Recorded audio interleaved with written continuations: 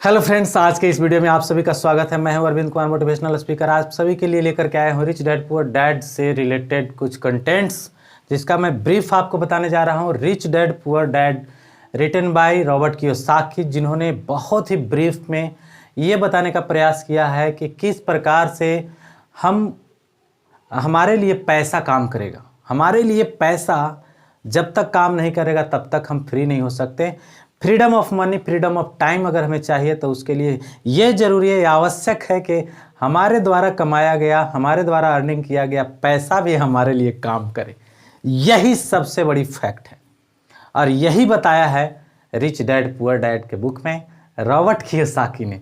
तो अब हम आते हैं, छोटी छोटी स्टेप्स को बताते जाते हैं किस प्रकार से लेखक ने इस बुक में हमें बताने का कोशिश किया है, इंसाइट करने का कोशिश किया है कि एक जो प्रॉपर व्यक्ति होता है, प्रॉपर अपने लाइफ में अपने बच्चों को किस प्रकार से गाइडलाइन, पैसों का किस प्रकार से कॉन्सेप्ट उसके दिमाग में डालता है। कहीं न कहीं प्रत्येक गार्जियन इस भुलावे और छलावे में ज़रूर है कि पैसा उसी व्यक्ति के पास होता है जो कुछ गलत काम करता है, अन्यथा बहुत बड़ा पैसा किसी भी व्यक्ति के पास हो ही नहीं सकता। जब तक वह रॉन्ग कार्य नहीं करेगा, जब तक वह कुछ क्या उसको कहते हैं, भ्रष्टाचार आदि नहीं करेगा, करप्शन जब तक नहीं करेगा, लूट पुट नहीं करेगा, तब तक उसके पास पैसा नहीं हो सकता। जो कि यह कॉन्सेप्ट बिल्कुल गलत है। मेरे हिसाब से, अकॉर्डिंग टू मी, पैसा उसी व्यक्ति के पास है जो भरपूर 100% ऊर्जा खर्च कर रहा है, दिन रात 24 घंटे एनर्जी खर्च करने वाला व्यक्ति ही एक बहुत बड़ा रिच मैन बन सकता है। अगर हम आज के बायोडाटा को देखें, आज के रिकॉर्ड्स को देखें, तो हमारे सामने बिल गेट्स पड़े हैं, अंबानी पड़े हैं, इसके बाद गूगल के सीईओ दिख रहे हैं, एक तरफ मार्क जुकरबर्ग दिख रहे हैं, फेसबुक के सीईओ हैं, इसके अलावे और भी बहुत सारे लोग हैं, अमेजॉन के मालिक हैं, है ना। तो बहुत सारे, एलन मस्क को जानते होंगे आप। तो ये सारे लोग जो रिच बने हैं, क्या ये लूटपाट करके बने हैं? सरप्राइज करने वाली बात है, मैं आपको बताता हूं। और एक सभी बच्चों से लेकर के हमारे उम्र तक के सभी भाइयों से एक अनुरोध है, रिक्वेस्ट है कि कम से कम जो मैं आज बताने जा रहा हूं, जो मैं प्रश्न पूछना चाहता हूं, क्या उसका आंसर आपने भी कभी पूछा अपने से और आपको धन नहीं मिला? धन का यह कंसेप्ट कहीं न कहीं हमें चैलेंज देता है, हमें अपनी शक्तियों को, हमें अंदर से ऊर्जा उत्पादित करने के लिए प्रेरित करता है। लेकिन कहीं न कहीं हम ही कंफर्ट जोन में रहने के कारण बार बार ये सोचते रहते हैं कि कितना काम करें, कितना ऊर्जा खर्च करें, कितना शक्ति लगाएं, दिन रात मेहनत करें, मर ही जाएंगे। इस तरह की बातें बोल बोल कर अपने आप को कंफर्ट जोन के अंदर डालते रहते हैं। है ऐसा बात कि नहीं है? किसने आपको रोका कि आप 24 घंटे काम ना करिए?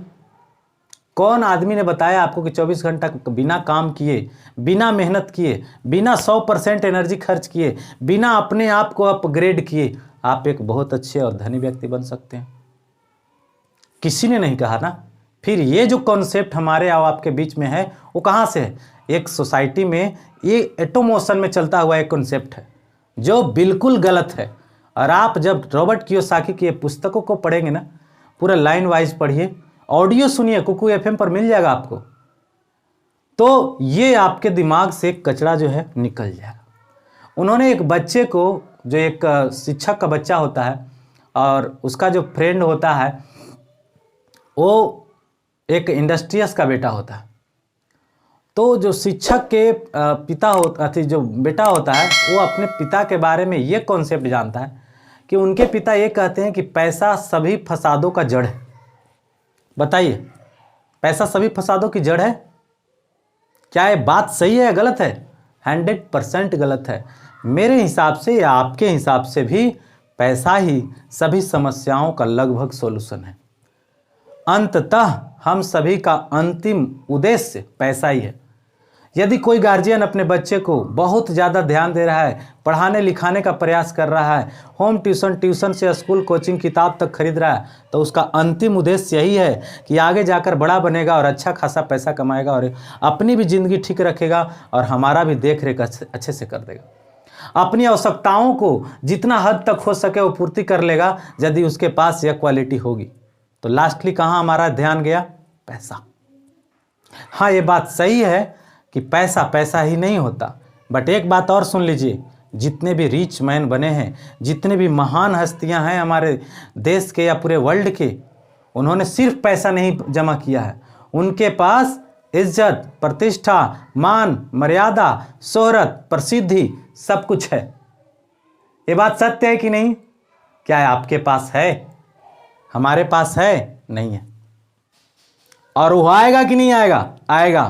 कब आएगा? जब हम उस हद पार मेहनत करेंगे।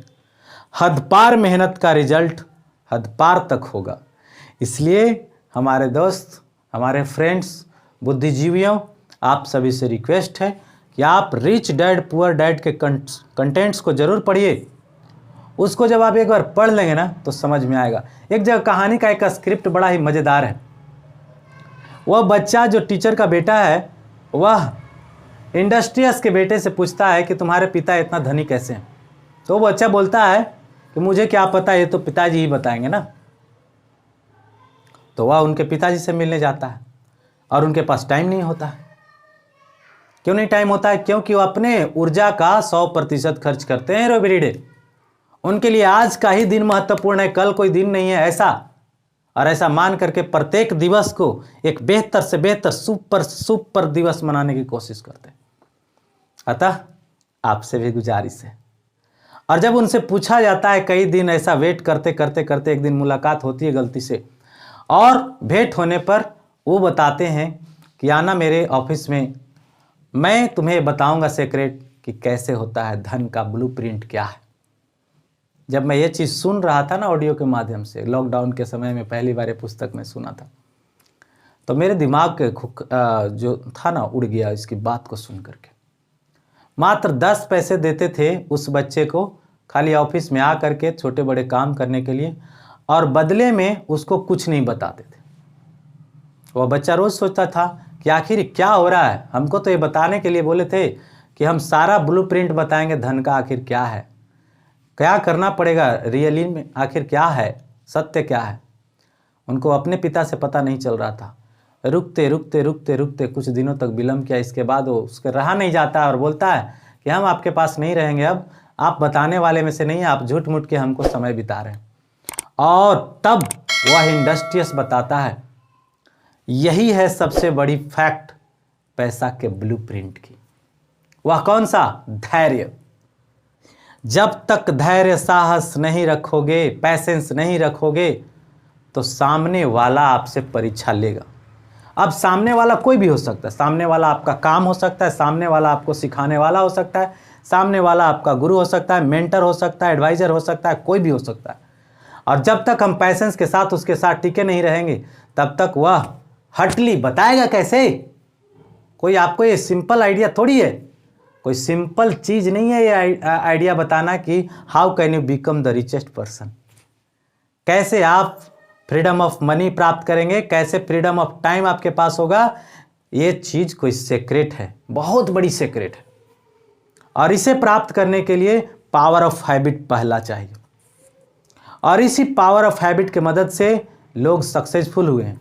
लोगों ने शोहरत हासिल किया है, प्रेस्टीज पाया है, और जिन्होंने प्रेस्टीज पाया है, जिन्होंने भी ख्याति प्राप्त की है, जिन्होंने भी रिच मैन का एक उपाधि प्राप्त किया है वर्ल्ड में या अपने देश में, वो आज भी इस बात से एग्री करते हैं कि आज भी उनकी ऊर्जा, उनकी मेहनत ही उनको इस ऊंचाई तक रखा है। अन्यथा अगर आज भी वो इस ऊर्जा को छोड़ दें, आज भी वो उस लेवल के कार्य को करना छोड़ दें, तो धड़ाम से नीचे आ जाएंगे। तो यही रहा है आज का कंसेप्ट कि धन का ब्लूप्रिंट एक ही है। आपके पास एक गोल होगा, और उस गोल को पूरा करने के लिए आपके पास पावर ऑफ हैबिट होगी, और फिर आप नित्य दिन कंटिन्यूअस कंसिस्टेंसी बेसिस पर आप उसमें लगे रहेंगे। रिजल्ट क्या आएगा उसका कोई परवाह नहीं करना है, सिर्फ काम में सुधार करना है। अगर उसमें इंप्रूवमेंट नहीं आ रही है, कहीं ना कहीं आप में कमी है, मेंटर्स की ज़रूरत है, गाइड्स की ज़रूरत है, कोच की ज़रूरत है, उसे लीजिए, सीखिए और कंटिन्यूअस आगे बढ़ने की हौसला रखिए। और ऐसा हौसला अगर रखेंगे तो जीत आपकी ही होगी, इसमें कोई शक नहीं है। टाइम लग सकता है, क्योंकि बिना टाइम दिए कुछ हुआ नहीं किसी का। जय हिंद, जय भारत।